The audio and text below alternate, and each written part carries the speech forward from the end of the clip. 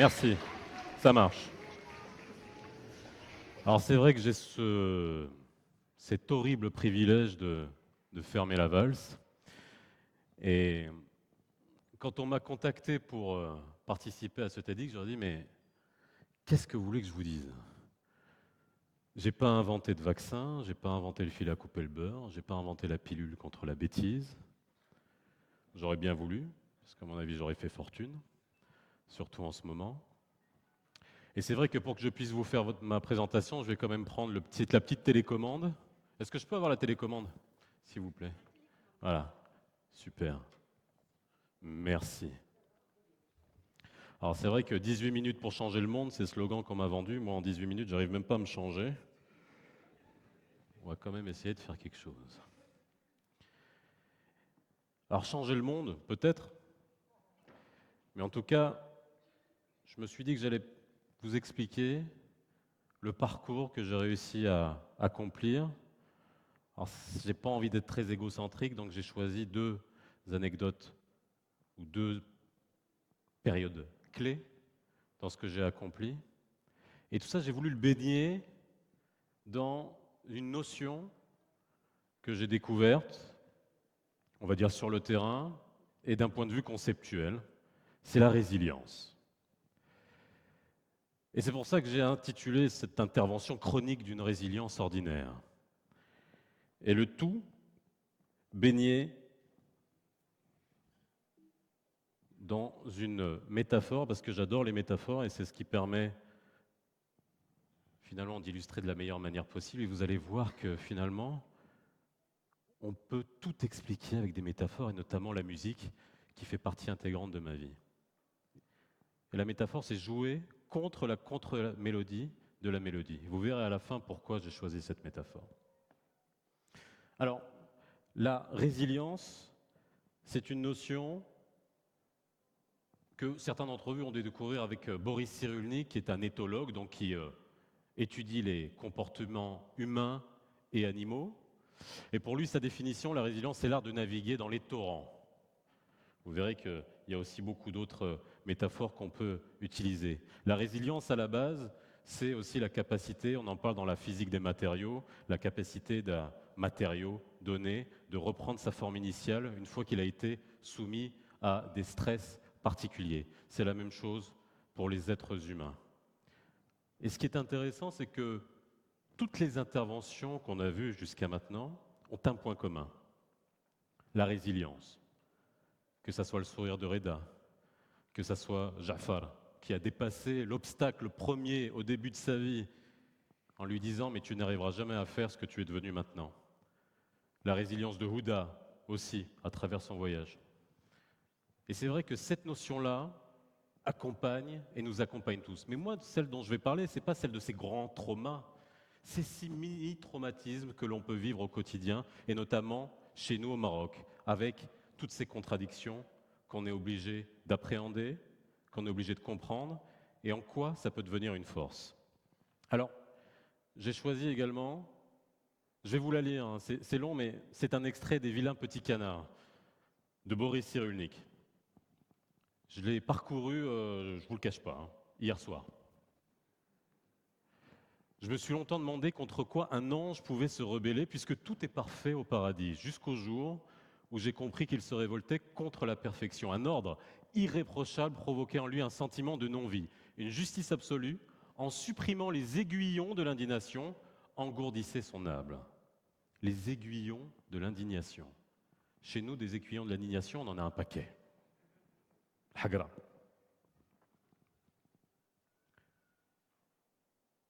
Alors, je vais rabaisser le niveau culturel, je suis désolé, j'adore les voitures.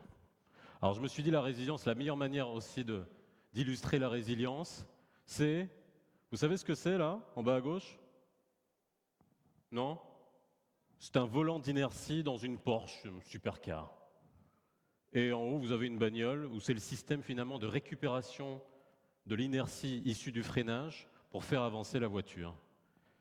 Moi, c'est comme ça que je vois tous ces petits obstacles que vous avez dans la vie de tous les jours, qui vous font freiner et qui, au lieu de vous stopper net, vous permettent d'avancer. Alors lorsque j'ai voulu également un peu plus approfondir sur la notion de résilience et l'appliquer à ma vie et finalement pour vous faire partager, voir de quelle manière on peut avancer malgré tous ces petits obstacles, toutes ces petites contradictions qu'on peut sentir chez nous et qu'on peut vivre au quotidien, eh ben, je me suis dit, on va trouver d'autres. Je vais trouver des exemples. Et j'ai envie, aujourd'hui, je vais en profiter pour finalement revenir sur une injustice absolument incroyable qui est faite à ces deux animaux qui sont d'une résilience extraordinaire. Sarakzit. Le cafard, il a 250 millions d'années. Il a un exosquelette qui lui permet de s'adapter à son environnement. Et il est capable de résister à des radiations. Alors je ne sais pas, je ne connais pas le ratio par rapport à nous, mais d'une manière incroyable. Et nous, on le déteste.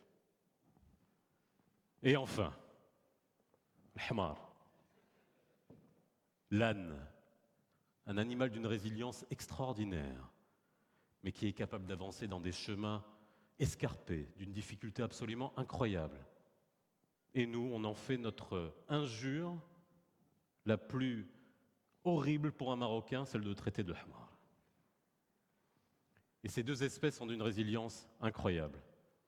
Et j'ai un point commun avec celui-là, c'est que je suis têtu comme une mule. Plus on me dit de ne pas faire quelque chose, plus je vais le faire. Et c'est ça qui m'a accompagné. C'est ça qui m'a accompagné finalement pendant toute ma carrière. Alors c'est vrai que j'ai fait énormément de choses, mais c'est vrai que depuis ces dernières années, ça s'est accéléré. Je ne dors pas beaucoup la nuit, je fais de la radio, j'ai fait de la télé, je vous en parlerai bien évidemment. Mais je vais vous dire, je vais en profiter pour vous donner cette anecdote que je vous ai promis sur ce premier point focal qui m'a vraiment décidé à faire de la résilience, pas mon mode de vie, mais en tout cas mon moteur. Et pas cette résilience qui vous bloque, comme un lièvre coincé dans les phares d'une voiture.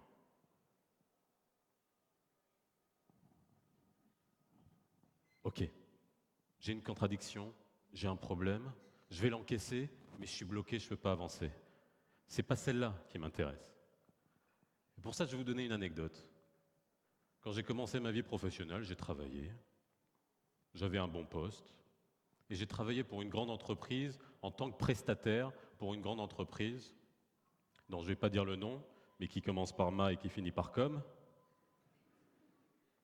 Et à ce moment-là, ces gens-là sont venus me voir et m'ont dit, écoutez, voilà, on a travaillé avec vous, vous avez été prestataire, il y a un directeur de la stratégie qui part, et on a envie de vous proposer pour ce poste. Alors moi, j'avais 23 ans, c'est un super salaire qui se profilait à l'horizon, j'ai pas fait de grandes études, j'ai un bac+2, mais j'avais fait du bon boulot et j'avais bossé jour et nuit pour prouver à ce client que j'étais capable. Et la preuve, c'est qu'on m'a appelé. Je passe par les différents pôles de direction. Ok, c'est bon. Ok, c'est bon. Ok, c'est bon. Et à un moment, on me dit, ah, mais il y a une dernière étape. Il va falloir que tu passes chez le directeur des cadres à haut potentiel. Déjà, l'appellation me disait, cadre à haut potentiel, ça veut dire que tout le reste, il n'y a pas de potentiel. Ok, mais à l'époque, ça va, je me suis dit, ok, c'est déjà une manière de me dire que j'avais du potentiel. Je vais chez ce monsieur-là, je commence à lui expliquer pourquoi on m'avait proposé à ce poste-là, qui était important. C'était un poste de directeur de stratégie, j'allais sur mes 24 ans, je vous le répète encore une fois. Et je lui dis, mais voyez, d'un point de vue stratégique, nous avons fait toutes les études complémentaires qui nous permettraient d'avoir une segmentation ciblée pour les années à venir. Bon, le blabla. Le gars, il m'aurait fait, là, baraka, si c'est de là, oui. Qu'est-ce que vous avez comme diplôme? Je le regarde, je fais, j'ai un bac+2. Il avait une magnifique moustache. Bouche là, mais vraiment là. La moustache de gendarme. Je vois déjà un œil qui commence à partir de côté. On continue la discussion. Il me dit, mais moi je connais rien en marketing, monsieur Tadlaoui. Combien vous demandez pour le poste? Et à ce moment-là, je tempère par cette espèce de hogra inné qu'on auto-entretient chez nous en me disant que le poste qui était avant, c'était un Français, que moi, comme je suis un Marocain avec moins d'expérience, j'ai demandé 75% du salaire que touchait l'ancien directeur. Vous savez ce qu'il m'a répondu? Il m'a répondu, « Enfin, si oui, vous êtes Marocain. » Et vous savez ce que je lui dis à ce monsieur aujourd'hui? Vous savez ce que je lui dis? Ah ben, je lui dis que ça ne marche plus. Voilà. Ça fait partie des mini-traumatismes qui arrivent dans la vie. Mais c'est pas grave. Je lui dis merci. Je lui dis merci tous les jours que Dieu fait. Parce que sans lui, j'aurais pas accompli beaucoup de choses. Parce que sans lui, j'aurais pas appris à travailler sans filet. Parce que sans lui, j'aurais jamais osé quoi que ce soit. C'est ce jour-là où je me suis dit, jamais je ne serai plus salarié de ma vie. Alors, tout cela sur la notion de résilience, c'est vrai que, on l'a dit tout à l'heure, on sortait de la COP 22 et cette notion, elle est venue très souvent puisque, sans aller dans les détails, cette notion de résilience, on la voit de manière concrète lorsque, pendant la COP 22, justement, on en a discuté longuement que des fonds devaient être débloqués pour des nations comme les nôtres qui émettent très peu de gaz à effet de serre et que nos agriculteurs n'ont pas besoin d'atténuation, mais de fonds pour s'adapter. Et on a parlé de résilience. Et cette résilience, elle est quotidienne. Cette résilience, elle est quotidienne dans la gestion, je l'ai dit tout à l'heure, de nos contradictions. Voilà. C'est vrai qu'on vit des contradictions. La dernière anecdote que je vais vous dire, parce que c'est chaud et je veux vous la faire partager, c'est quand vous êtes à des moments de votre vie, vous êtes sûr d'avoir fait un travail magnifique, vous êtes sûr que vous vous êtes défoncé comme il fallait, oui, mais non. Mais vous êtes content de ce que je fais? Oui? On va continuer? Non. Ok. Vous gagnez de l'argent avec moi? Oui? Donc on va continuer, on va faire mieux? Non. On se dit à un moment que le rempart de la rationalité est importante. Ce rempart de la rationalité, on se dit que c'est la dernière chose à laquelle on se rattache quand on fait face à des situations qu'on ne comprend pas. Quand la rationalité disparaît, on se dit on fait quoi? On rebondit. On rebondit, on avance. Au lieu de rester figé dans les phares de la bagnole comme le lièvre ou comme le chat qu'on a vu. Et ça, je vous le dis pourquoi c'est chaud, parce que je l'ai encore jamais dit, mais je vais le dire. Vous l'avez dit tout à l'heure, j'ai une chose dont je suis très fier et qui est très fraîche, c'est cette émission de télévision qu'on a fait l'année dernière. Et pourquoi j'en suis très fier, non pas d'un point de vue seulement personnel, mais c'était la première émission dans l'histoire de la télé marocaine, quotidienne, en direct et en français. Dans un contexte, et surtout, dans le contexte que vous connaissez, et surtout où on a libéré la parole d'une manière absolument incroyable. On a parlé absolument de tout. Et aujourd'hui, on ne fait plus cette émission. Et je suis comme vous, pour beaucoup de gens qui me demandent, je ne sais pas pourquoi. Même le oui, mais non, on ne me l'a pas donné. Alors, je serais revenu 10 ans en arrière, j'aurais été aigri, j'aurais éclaté, j'aurais dit, mais c'est pas possible. Non. Moi, la chose que j'ai fait, tout simplement, c'est de me dire, ok, avec ça, qu'est-ce que je vais faire après? Et c'est ce que je suis en train de faire. Alors, là, dans quoi je baigne un peu tout ça et la métaphore, et ce qui me permet, moi, d'avancer, c'est quelque chose qui fait partie de mon ADN. Alors, je ne sais pas comment ça se transmet, je ne sais pas comment nos molécules et nos particules résonnent. On a eu de la musique en début de cette session, et c'est pour ça que j'ai parlé à Résident de la dissonance harmonieuse. Je ne vous ai pas encore dit pourquoi, j'ai parlé tout à l'heure de jouer la contre-mélodie de la mélodie. Et je parle de dissonance harmonieuse. Pourquoi dissonance harmonieuse? Parce que même dans la musique, vous avez à des moments donnés ce qu'on appelle des dissonances. Si vous les sortez de leur contexte, c'est ce que vous allez appeler une fausse note. Si vous êtes dans un morceau de musique, entre un premier accord et la résolution de l'accord, vous allez mettre une fausse note, ce que vous allez considérer comme une fausse note, mais ce n'en est pas une. Parce que dans l'ensemble de la partition, la fausse note a permis de mettre en valeur et de générer une note harmonieuse par la suite. Alors je sais, j'ai de la fumée qui sort des oreilles parce que c'est quelque chose à quoi j'ai pensé et que j'ai voulu développer. Et ça m'a permis de faire ça. S'il y a un moteur dans ma vie, c'est ça. Je peux tout oublier, je peux tout enlever, je peux tout arrêter du jour au lendemain, mais ça, je ne peux pas. Et ça, c'est la deuxième anecdote, et ça sera la dernière, parce que j'arrive à mes 18 minutes. Je ne sais pas si j'ai changé le monde. Mais la musique, et c'est pour ça que j'ai pris la métaphore de la musique pour parler de la résilience à ma manière, parce que je n'aurais jamais la prétention d'en parler comme Boris Cyrulnik, qui l'a bien étudié. Ce concert qu'on a fait, c'était il y a 4 ans. On a repris les Pink Floyd à notre manière. On n'a pas voulu faire du copier-coller. Et tout le monde m'a dit « mais tu es fou, mais personne ne va venir, mais les Marocains ils n'aiment pas, et puis vous n'arrivez pas arrivé à le faire, et on n'a pas eu de sponsor, on a tout fait sur nos deniers propres, j'ai même perdu beaucoup d'argent sur ce coup-là, que j'ai mis 3 ans à rembourser. » Mais la résilience qu'on a développée pour faire ça, avec près de 3500 personnes qui sont venues voir le concert, et avec une synergie absolument incroyable qu'on a fait dans la résilience, parce que tous les jours, il fallait battre des obstacles, tous les jours.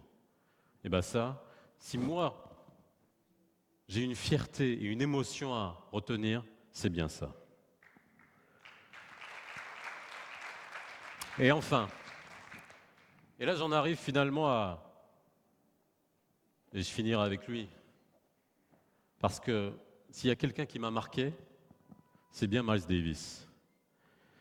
Et il m'a marqué parce que la première phrase que je vous ai mis en sous-titre, qui est qu'il fallait jouer contre la mélodie de la contre-mélodie, on se dit mais c'est pas possible. Miles Davis était le roi de ça, était le roi des bonnes fausses notes. C'est-à-dire que vous croyez toujours qu'il était en train de jouer une fausse note, alors que finalement, il retombait toujours sur ses pattes. Et pour ça, je me dis, avec sa voix, à chaque fois que je me dis, mais est-ce que je suis en train de nager contre le courant?